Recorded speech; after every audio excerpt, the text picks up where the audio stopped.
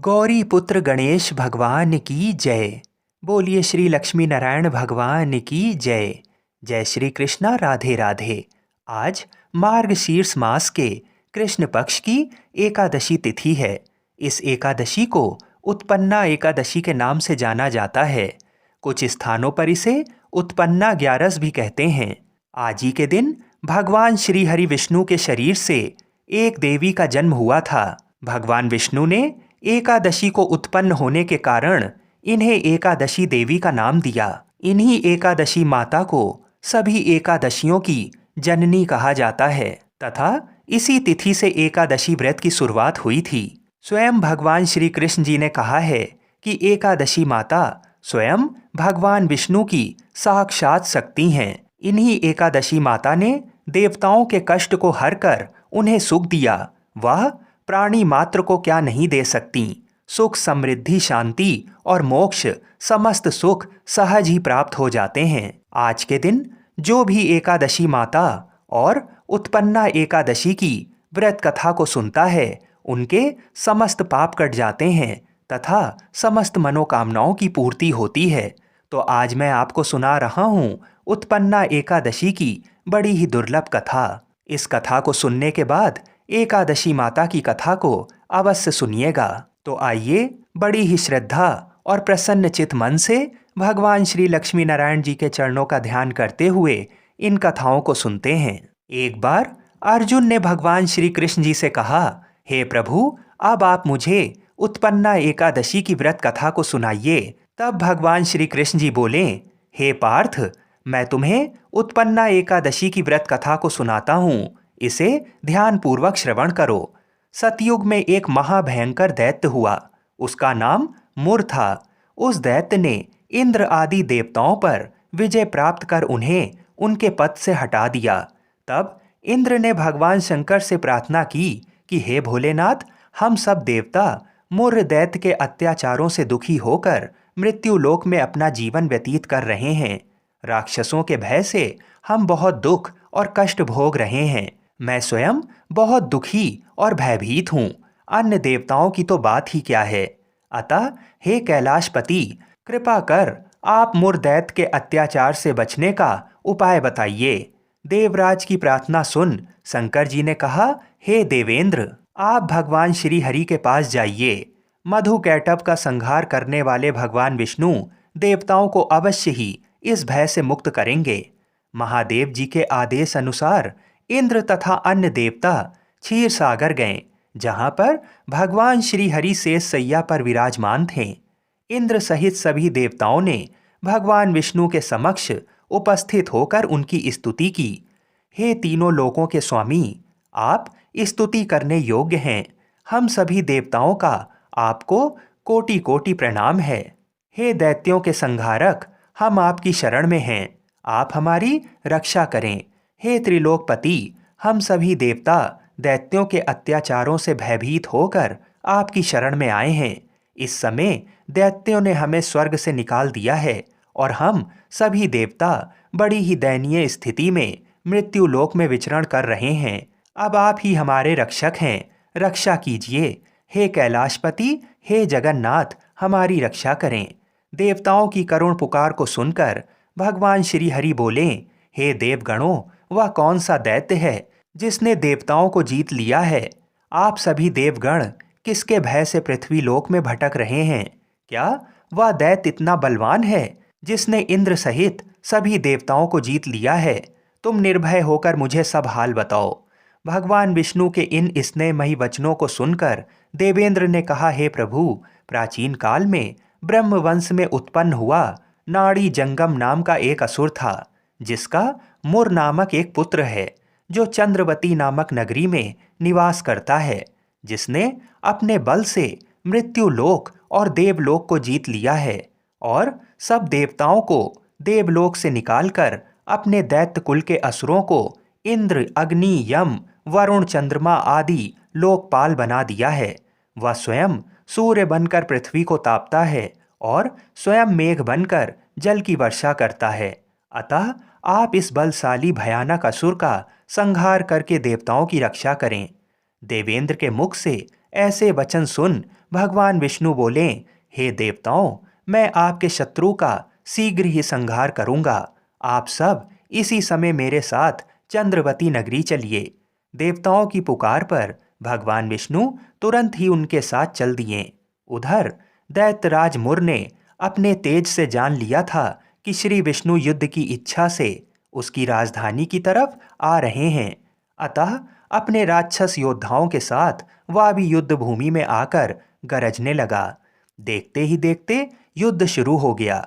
युद्ध शुरू होने पर अनगिनत असुर अनेक अस्त्रों शस्त्रों को धारण कर देवताओं से युद्ध करने लगे, किंतु देवता तो पहले ही डरे हुए थे। अधिक देर तक राक्षसों का सामना ना कर सकें और भाग खड़े हुए। तब भगवान विष्णु स्वयं युद्ध भूमि में आ गए। दैत्य पहले से भी ज्यादा जोश में भरकर भगवान विष्णु से युद्ध करने लगे। वे अपने अस्त्र शस्त्रों से उन पर भयंकर प्रहार करने लगे। दैत्यों के आक्रमण वारों को श्री विष्णु अपने चक्र और गदा के प्रहारों से नष्ट करने लगे। इस युद्ध में अनेक दैत्य सदा के लिए मृत्यु की गोद में समा गए, किंतु दैत्यराज मुर भगवान विष्णु के साथ निश्चल भाव से युद्ध करता रहा। उसका तो जैसे अभी बाल भी बाका नहीं हुआ था। वह बिना डरे युद्ध कर रहा था। भगवान विष्णु मुर को मारने के लिए जिन जिन शस्त्रों का प्रयोग करते, वे सब उसके तेज से नष्ट होकर उस पर पुष्पों के समान गिरने लगते। अनेक अस्त्रों शस्त्रों का प्रयोग करने पर भी भगवान विष्णु उससे जीत नहीं सके। तब वे आपस में मल्ल युद्ध करने लगे। भगवान श्री हरि उस असुर से देवताओं के लिए 1000 वर्ष तक युद्ध करते रहे, किंतु उस असुर से जीत नहीं सके। अंत में भगवान विष्णु शांत होकर विश्राम करने की इच्छा से बद्रिक आश्रम स्थित 38 कोस लंबी एक द्वार वाली हेमवती नाम की एक गुफा में प्रवेश कर गए। हे अर्जुन, उस गुफा में प्रभु ने शयन किया। भगवान विष्णु के पीछे पीछे वह दैत्य भी चला आया। भगवान श्री हरि को सोता देखकर वह उन्हें मारने को तैयार हो गया। वह सोच रहा था कि मैं आज अपने चिर शत्रु को मारकर हमेशा हमेशा के लिए निष्कंटक हो जाऊंगा, परंतु उसकी ये इच्छा पूर्ण ना हो सकी, क्योंकि उसी समय भगवान विष्णु की देह से दिव्य वस्त्र धारण किए एक अत्यंत मोहिनी कन्या उत्पन्न हुई और राक्षस को ललकार कर उससे युद्ध करने लगी। उस कन्या को देखकर राक्षस को घोर आश्चर्य हुआ और वह सोचने लगा कि ये ऐसी दिव्य कन्या कहाँ से उत्पन्न हुई, और फिर वह असुर उस कन्या से लगातार युद्ध करता रहा। कुछ समय बीतने पर उस कन्या ने क्रोध में आकर उस दैत्य के अस्त्र शस्त्रों के टुकड़े टुकड़े कर दिए, उसका रथ तोड़ डाला। अब तो उस दैत्य को बड़ा ही क्रोध आया और वह सारी मर्यादाएं भंग करके उस कन्या से मल्ल युद्ध करने लगा। उस तेजस्वी कन्या ने उसको धक्का मारकर मूर्छित कर दिया और उसकी मूर्छा टूटने से पूर्व ही उसका सिर काटकर धड़ से अलग कर दिया। सिर कटते ही वह असुर पृथ्वी पर गिरकर मृत्यु को प्राप्त हुआ।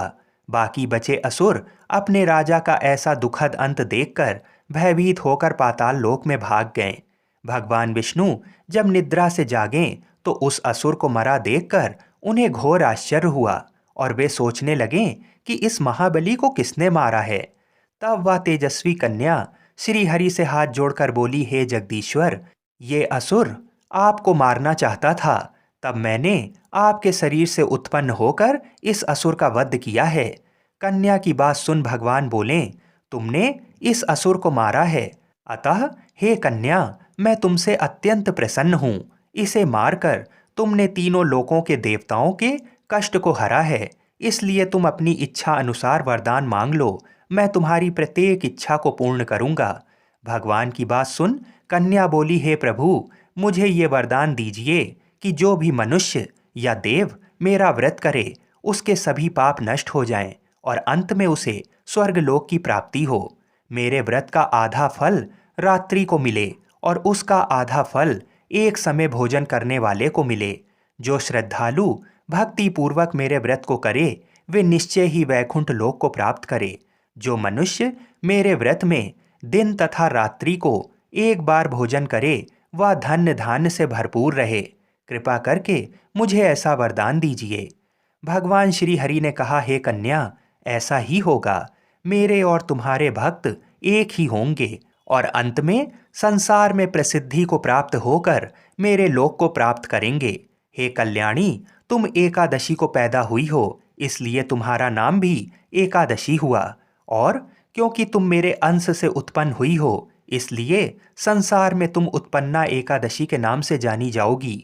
तथा जो मनुष्य इस दिन व्रत करेंगे, उनके समस्त पाप समूल नष्ट हो जाएंगे। तुम मेरे लिए अब तीज, अष्टमी, नवमी और चौदस से भी अधिक प्रिय हो। तुम्हारे व्रत का फल सब तीर्थों के फल से भी महान होगा। ये मेरा अकाट्य कथन है। इतना कहकर भगवान श्री हरि उसी स्थान पर अंतर्ध्यान हो गए। इसके बाद भगवान श्री कृष्ण जी अर्जुन से कहते हैं, एकादशी के व्रत का फल सभी व्रतों व सभी तीर्थों के फल से महान है। एकादशी व्रत करने वाले मनुष्यों के शत्रुओं का मैं जड़ से नाश कर देता हूँ और व्रत करने वाले को मोक्ष प्रदान करता हूँ। उन मनुष्यों के जीवन के जो भी कष्ट होते हैं, मैं उन्हें भी दूर कर देता हूँ। अर्थात मुझे अत्यंत प्रिय एकादशी के व्रत को करने वाले प्राणी सभी ओर से निर्भय और सुखी होकर अंत में मोक्ष को प्राप्त होते हैं। हे कुंती पुत्र, ये मैंने तुम्हें एकादशी की उत्पत्ति के विषय में बताया है। श्रेष्ठ मनुष्यों को दोनों पक्षों की एकादशियों को एक समान समझना चाहिए। उनमें भेदभाव करना उचित नहीं है।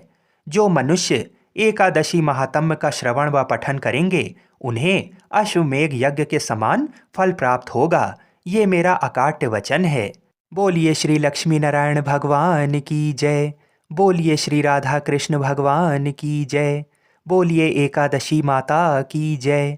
इस कथा को सुनने से ही एकादशी का व्रत पूर्ण माना जाता है। आधी अधूरी कथाओं को सुनने से पूर्ण फल प्राप्त नहीं होता है। एक बार नारद जी के मन में एक विचित्र सा कौतूहल पैदा हुआ। उन्हें ये जानने की धुन सवार हुई कि ब्रह्मांड में सबसे बड़ा और महान कौन है। नारद जी ने अपनी जिज्ञासा भगवान विष्णु जी के सामने रख दी। भगवान विष्णु मुस्कुराने लगे, फिर बोले, नारद जी, सब पृथ्वी पर टिका है, इसलिए पृथ्वी को बड़ा कह सकते हैं। परंतु नारद जी, यहाँ भी एक शंका है। स्वयं नारायण अपने उत्तर के साथ ही परंतु लगा रहे हैं। नारद जी का कौतूहल शांत होने की बजाय और बढ़ गया। नारद जी ने पूछा, प्रभु, आप स्वयं साशंकित हैं, फिर तो विषय बड़ा ही गंभीर है। कैसी शंका है प्रभु? विष्णु जी बोले, समुद्र ने पृथ्वी को घेर रखा है, इसलिए समुद्र उससे भी बड़ा है। अब नारद जी बोले, प्रभु, आप कहते हैं तो मैं मान लेता हूँ कि समुद्र सबसे बड़ा है।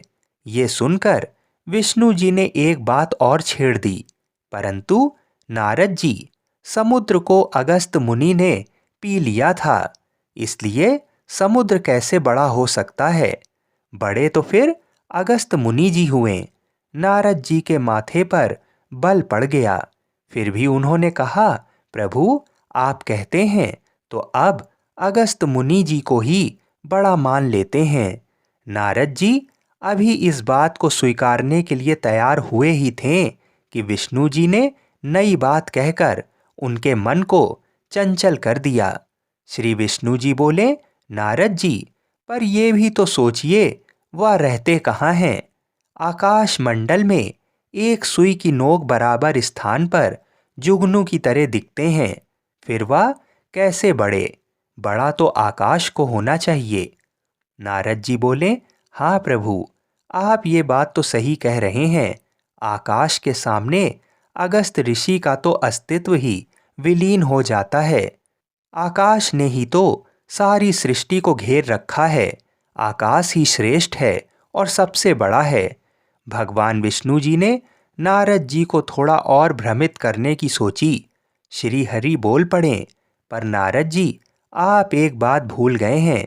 वामन अवतार ने इस आकाश को एक ही पग में नाप लिया था। फिर आकाश से विराट तो वामन हुए। नारद जी ने श्री हरि जी के चरण पकड़ लिए और बोले, भगवान आप ही तो वामन अवतार थे। फिर अपनी 16 कलाएं भी धारण की और वामन से बड़े स्वरूप में भी आए। इसलिए ये तो निश्चय हो गया कि सबसे बड़े आप ही हैं। भगवान विष्णु ने कहा, नारद मैं विराट स्वरूप धारण करने के उपरांत भी अपने भक्तों के छोटे से हृदय में विराजमान रहता हूँ। वहीं निवास करता हूँ जहाँ मुझे स्थान मिल जाए और जो मुझसे प्रेम करे वह स्थान सबसे बड़ा हुआ। इसलिए सर्वोपरि और सबसे महान तो मेरे वे भक्त हैं जो शुद्ध हृदय से मेरी उपासना करके मुझे अपने हृदय में धारण कर लेते हैं। उनसे विस्तृत और कौन हो सकता है। तुम भी मेरे सच्चे भक्त हो, इसलिए वास्तव में तुम सबसे बड़े और महान हो। श्री हरि जी की बात सुनकर नारद जी के नेत्र भर आए और आंसू बहने लगे। उन्हें संसार को नचाने वाले भगवान के हृदय की विशालता को देखकर आनंद भी हुआ और अपनी बुद्धि के लिए खेद भी। नारद जी ने कहा, प्रभु संसार को धारण करने वाले आप स्वयं खुद को भक्तों से छोटा मानते हैं, फिर भक्तगण क्यों ये छोटे बड़े का भेद करते हैं। मुझे अपनी अज्ञानता पर दुख है। मैं आगे से कभी भी छोटे बड़े के फेर में नहीं पड़ूंगा। इसलिए तो कहते हैं भक्त के वश में है भगवान। भक्त अपनी निष्काम भक्ति से भगवान को वश में कर लेते हैं। इसलिए भक्त का हृदय ही सबसे बड़ा स्थान है और वही संसार में सबसे बड़ा है।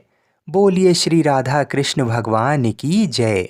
बोलिए श्री तुलसी शालीग्राम जी की जय। बड़े ही प्रेम से एकादशी माता की कथा को सुनते हैं।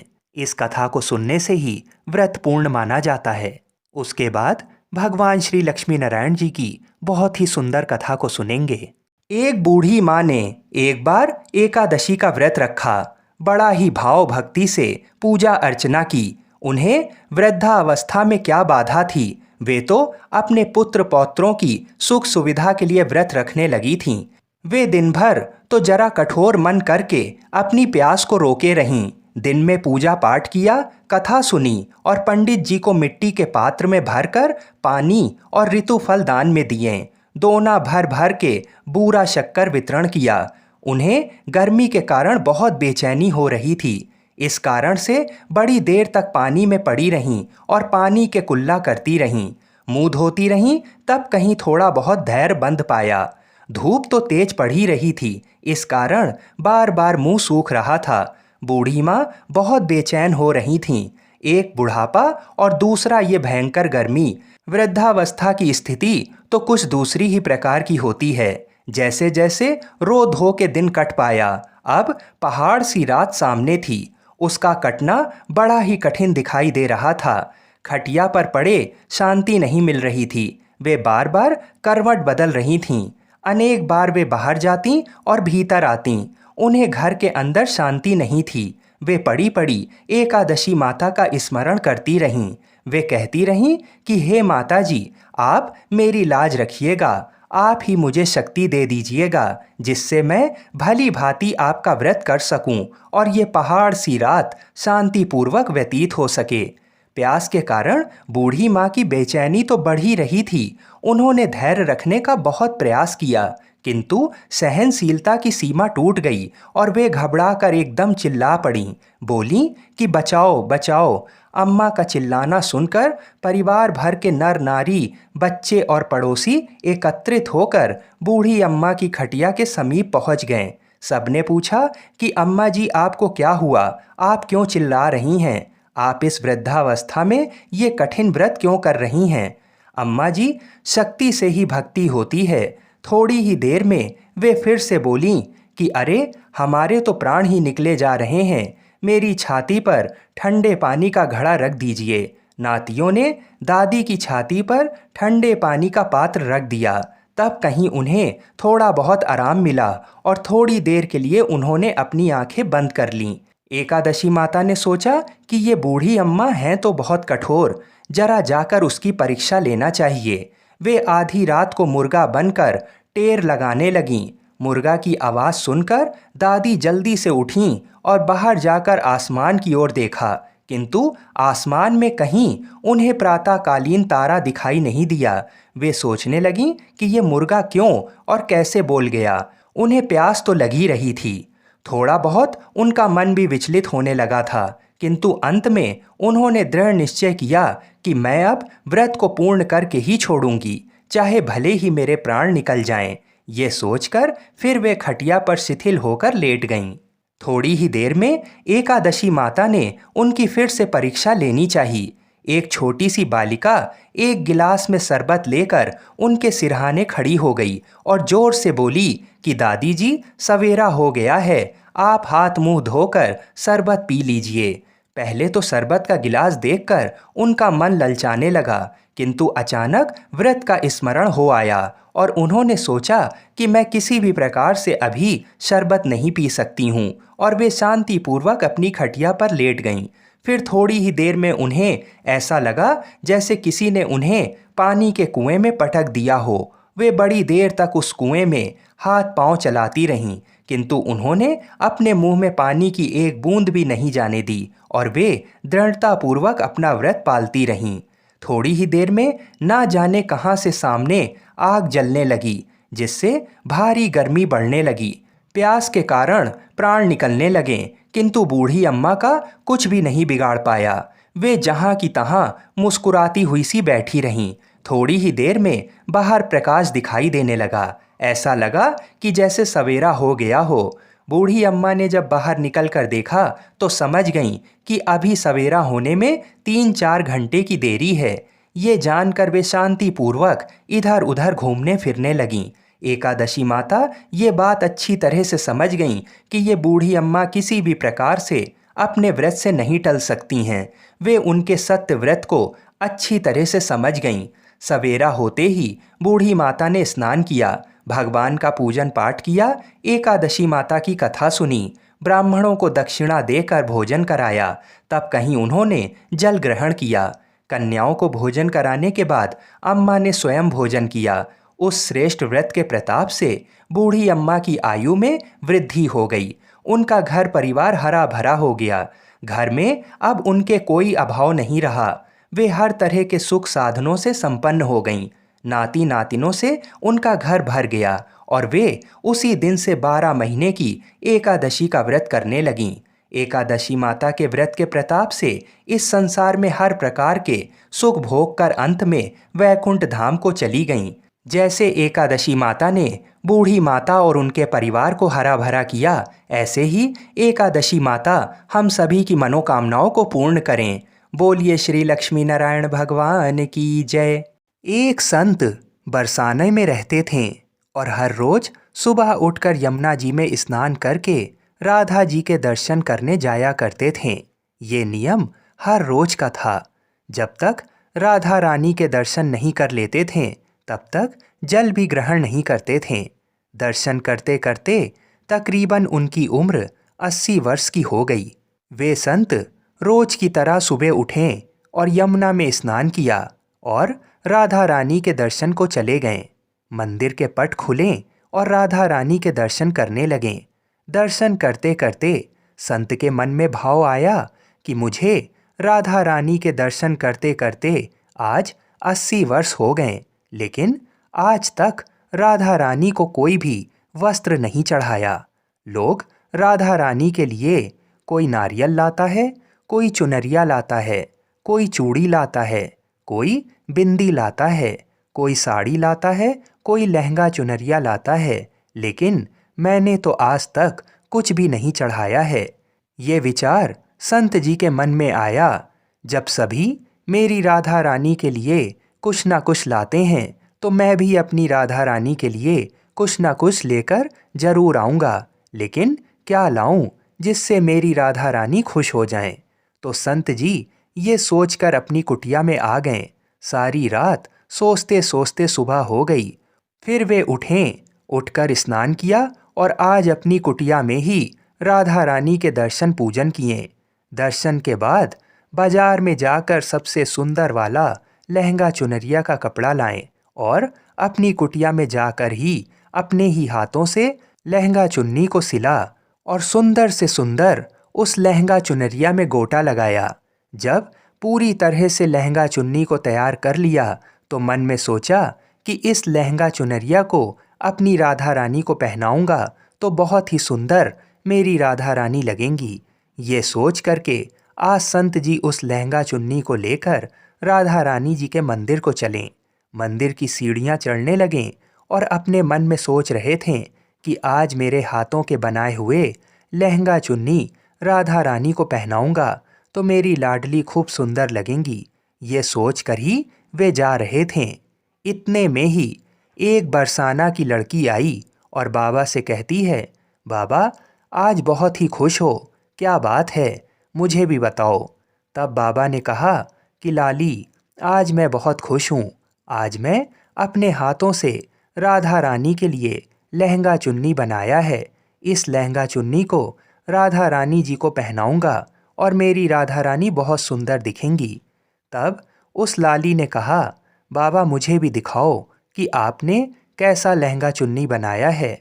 लहंगा चुनरिया को देखकर वो लड़की बोली, अरे बाबा, राधा रानी के पास तो बहुत सारी पोशाकें हैं, उन्हें पहनाकर आप क्या करोगे? इससे अच्छा तो आप मुझे ही दे दो। तो महात्मा बोले कि बेटी, तुमको तो मैं दूसरी बाजार से दिलवा दूंगा, ये तो मैं अपने हाथ से बनाकर राधा रानी के लिए लेकर आया हूँ, तुमको और कोई दूसरी दिलवा दूंगा। लेकिन उस छोटी सी बालिका ने उस महात्मा का दुपट्टा पकड़ लिया और कहने लगी, बाबा ये मुझे दे दो। पर संत भी जिद करने लगे कि मैं तुम्हें दूसरी दिलवा दूंगा। लेकिन उस कन्या ने उनकी बात ना सुनी और संत के हाथ से वह लहंगा चुन्नी छीनकर भाग गई। अब तो बाबा को बहुत ही दुख लगने लगा कि मैंने आज तक राधा रानी को कुछ भी नहीं चढ़ाया था, लेकिन जब मैं लेकर आया तो ये लाली उसे लेकर भाग गई। मेरा तो जीवन ही खराब है, अब मैं क्या करूँगा? ये सोचकर संत उसी सीढ़ियों में बैठकर रोने लगे। इतने में कुछ अन्य संत वहाँ आए और पूछा, क्या बात है बाबा, आप क्यों रो रहे हैं? तो बाबा ने उन संतों को पूरी बात बताई। संतों ने बाबा को समझाया और कहा कि आप दुखी मत हो, कल दूसरी लहंगा चुन्नी बनाकर राधा रानी को पहना देना। चलो राधा रानी के दर्शन तो कर लो। इस प्रकार संतों ने बाबा को समझाया। बाबा मनी मन सोच रहे थे कि हो सकता है कि मुझसे कोई गलती हो गई होगी, जिससे लगता है कि किशोरी जी की यही इच्छा थी। शायद राधा रानी मेरे हाथों से बनी पोशाक पहनना ही नहीं चाहती थीं। ऐसा सोचकर बड़े दुखी होकर जा रहे थे। थोड़ी देर बाद मंदिर में आकर राधा रानी के पट खुलने का इंतजार करने लगे। थोड़ी ही देर बाद मंदिर के पट खुले तो संतों ने कहा, अरे बाबा देखो तो, आज हमारी राधा रानी बहुत ही सुंदर लग रही हैं। संतों की बात सुनकर जैसे ही बाबा ने अपना सिर उठाकर देखा तो जो लहंगा चुन्नी बाबा अपने हाथों से बनाकर लाए थे वही आज राधा रानी ने पहना था। बाबा बहुत ही खुश हो गए और राधा रानी से कहा, हे राधा रानी, आपको इतना भी सब्र नहीं रहा, आप मेरे हाथों से मंदिर की सीढ़ियों से ही लेकर भाग गईं, ऐसा क्यों? सर्वेश्वरी श्री राधा रानी ने कहा कि बाबा, आपके भाव को देखकर मुझसे रहा नहीं गया और ये केवल पोशाक नहीं है, इसमें आपका प्रेम है, इसलिए तो मैं खुद ही आकर आपसे लहंगा चुन्नी छीन कर भाग गई। इतना सुनकर के बाबा भाव विभोर हो गए और बाबा ने उसी समय किशोरी जी का लाख लाख धन्यवाद किया। बोलिए श्री राधा कृष्ण भगवान की जय। एक समय की बात है, ऋषि दुर्वासा जी बरसाने गए हुए थे। उस समय श्री राधा जी अपनी सहेलियों के साथ खेल रही थीं। राधा जी और उनकी सखियां छोटे छोटे बर्तन बनाकर उसमें झूठ मूठ का भोजन बनाकर भगवान जी को भोग लगा रही थीं। श्री राधा रानी और उनकी सहेलियां ये सब कर ही रही थीं कि अचानक से ऋषि दुर्वासा वहां आ पहुँचे। ऋषि दुर्वासा को देख श्री राधा जी और उनकी सहेलियां ऋषि के सम्मान में उठ खड़ी हुईं और उनको सादर प्रणाम किया और बड़े ही सरल भाव से उनका स्वागत करते हुए उनको बैठने को कहा। ऋषि दुर्वासा भोली भाली और छोटी कन्याओं के इस सरल व्यवहार को देखकर अति प्रसन्न हुए और उन कन्याओं द्वारा बिछाए गए आसन पर जाकर बैठ गए। जिन दुर्वासा ऋषि की सेवा में कोई त्रुटि ना हो जाए, इस डर से त्रिलोकी हमेशा डरती रहती थीं। उन्हीं दुर्वासा ऋषि की सेवा भाव श्री राधा जी और उनकी सखियां बड़े सरलता और प्रेम भाव से कर रही थीं और ऋषि दुर्वासा उन्हें देखकर सिर्फ मंद मंद मुस्कुरा रहे थे। फिर राधा जी की सखियां कहती हैं कि हे ऋषि देव, क्या आपको ज्ञात है कि मेरी राधा रानी बहुत ही स्वादिष्ट लड्डू बनाती हैं और उन्हीं लड्डू से हमने भगवान का भोग लगाया है और अभी आपको भी प्रसाद के रूप में वितरित करेंगे। उसके बाद राधा जी की सखियां जाकर राधा जी के हाथों से बने हुए लड्डू का प्रसाद तो लाती हैं। ये देखकर ऋषि दुर्वासा उनके भोलेपन से बहुत ही अभिभूत हो जाते हैं और हंसने लगते हैं और हंसकर बोलते हैं कि हे प्यारी देवियों, अब क्या मैं ये प्रसाद ग्रहण कर लूं? और पूछते हैं कि क्या ये प्रसाद आपने बनाया है? ऋषि दुर्वासा के इस प्रश्न पर सारी सखियां एक साथ ही और एक स्वर में ही कहती हैं कि जी हाँ ऋषि देव, ये हमारी प्यारी श्री राधा जी ने ही बनाई हैं और हमारा दावा है कि आज तक आपने ऐसा लड्डू नहीं खाया होगा। उसके बाद ऋषि दुर्वासा जैसे ही उस झूठ के बने लड्डू को प्रसन्नतापूर्वक अपने मुख में डालते हैं, वैसे ही ऋषि पूरी तरह से आश्चर्यचकित रह जाते हैं। परंतु वह लड्डू व्रज की मिट्टी का बना हुआ था, क्योंकि एक तो उस लड्डू में ब्रज की मिट्टी का स्वाद था और ऊपर से उसको स्वयं श्री राधा रानी ने अपने हाथों से बनाया था। इससे ज़्यादा और क्या ही हो सकता है? अमृत को भी फीका कर दे, ऐसा था स्वाद उस लड्डू का। वो लड्डू खाकर ऋषि दुर्वासा की आंखों में खुशी के आंसू भर आए और उसके बाद अत्यंत प्रसन्न होकर श्री राधा जी को अपने पास बुलाते हैं और बड़े ही प्रेम से उनके सिर पर अपना हाथ फेरते हुए और आशीर्वाद देते हुए कहा कि बेटी राधा, आज से तुम अमृत हस्ता हुई, मतलब अमृत बनाने वाले हाथ। जो भी तुम्हारे हाथ से बना हुआ भोजन या कोई भी पकवान खाएगा, वह दीर्घायु वाला और हमेशा विजयी होगा। ऋषि दुर्वासा जी धन्य हैं, जिनके आशीर्वाद ने श्री कृष्ण और राधा रानी की अत्यंत मनमोहक लीला के लिए एक मार्ग दिखाया।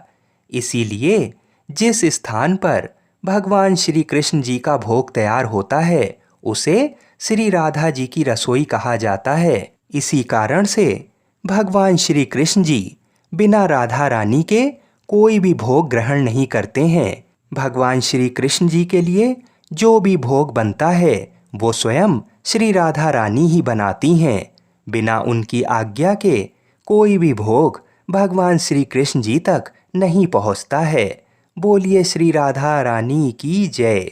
बोलिए श्री बरसाने वाली की जय। श्री कृष्ण भगवान का एक बहुत बड़ा भक्त हुआ, लेकिन वो बहुत गरीब था। एक दिन उसने अपने शहर के सबसे बड़े गोविंद गोधाम की महिमा सुनी और उसका वहाँ जाने का मन उत्सुक हो गया। कुछ दिन बाद जन्माष्टमी आने वाली थी। उसने सोचा, मैं प्रभु के साथ जन्माष्टमी गोविंद गोधाम में मनाऊंगा। गोविंद गोधाम उसके घर से बहुत दूर था। जन्माष्टमी वाले दिन वो सुबह ही घर से चल पड़ा। उसके मन में भगवान श्री कृष्ण को देखने का उत्साह और मन में भगवान के भजन गाता जा रहा था। रास्ते में जगह जगह लंगर और पानी की सेवा हो रही थी। वो ये देखकर बहुत आनंदित हुआ कि वाह प्रभु, आपकी लीला। मैंने तो सिर्फ सुना ही था कि आप गरीबों पर बड़ी दया करते हो। आज अपनी आँखों से देख भी लिया। सब गरीब और भिखारी और आम लोग एक ही जगह से लंगर प्रसाद पाकर कितने खुश हो रहे थे। भक्त बैलगाड़ी में बैठा ही देख रहा था। उसने सबके देने पर भी कुछ नहीं लिया और सोचा पहले प्रभु के दर्शन करूंगा, फिर कुछ खाऊंगा, क्योंकि आज तो वहाँ गरीबों के लिए बहुत प्रसाद का इंतजाम किया होगा। रास्ते में उसने भगवान के लिए थोड़े से अमरूद का प्रसाद लिया और बड़े आनंद में था भगवान के दर्शन को लेकर। भक्त इतनी कड़ी धूप में भगवान के घर पहुंचा और मंदिर की इतनी प्यारी सजावट देखकर भाव विभोर हो गया। भक्त ने फिर मंदिर के अंदर जाने का किसी से रास्ता पूछा।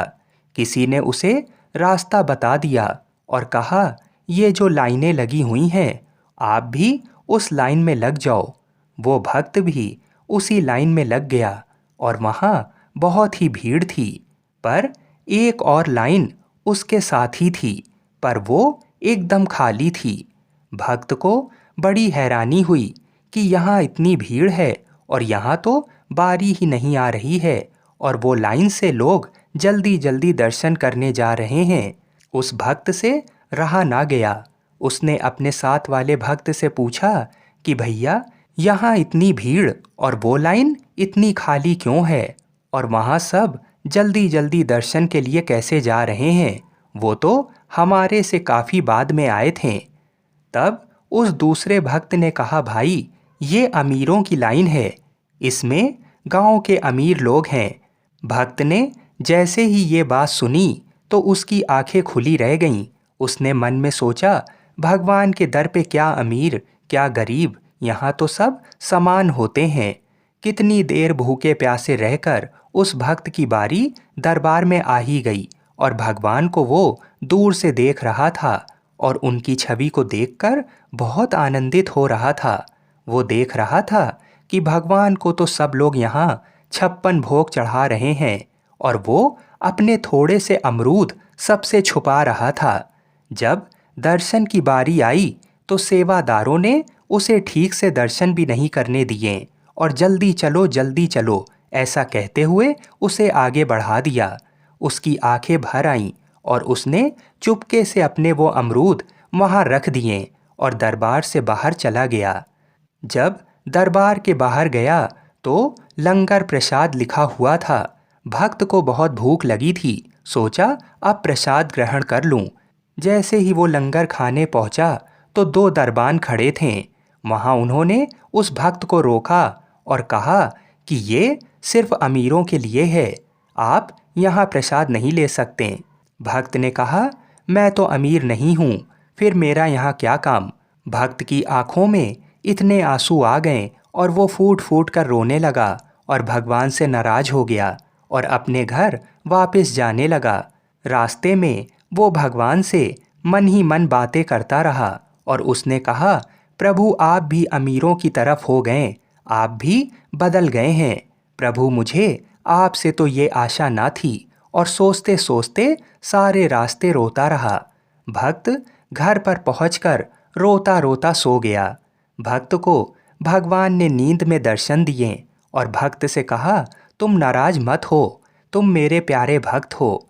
भगवान ने कहा, अमीर लोग तो सिर्फ मेरी मूर्ति के दर्शन करते हैं, अपने साक्षात दर्शन तो मैं तुम जैसे भक्तों को देता हूँ और मुझे 56 भोग से कुछ भी लेना देना नहीं है। मैं तो भक्त के भाव खाता हूँ और उनके आंसू पी लेता हूँ। ये देख, मैं तेरे भाव से चढ़ाए हुए अमरूद को खा रहा हूँ। भक्त का सारा संदेह दूर हुआ और वो भगवान के साक्षात दर्शन पाकर गदगद हो गया और उसका गोविंद गोधाम जाना सफल हुआ और भगवान को खुद उसके घर चलकर आना पड़ा। आप लोग बड़े ही प्रेम से बोलिए, श्री राधा कृष्ण भगवान की जय, श्री तुलसी शालिग्राम भगवान की जय।